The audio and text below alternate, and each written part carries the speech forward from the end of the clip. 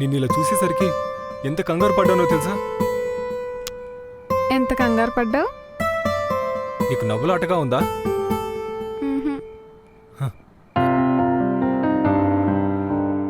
ఇక్కడే ఉండు.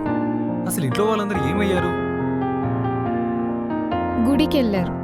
ఇంట్లో ఎంతమంది ఉన్నా నువ్వు నా పక్కనుంటే ఏదో తెలియని ధైర్యం. నేను నిన్ను ప్రేమిస్తున్నానేమో అనిపిస్తోంది.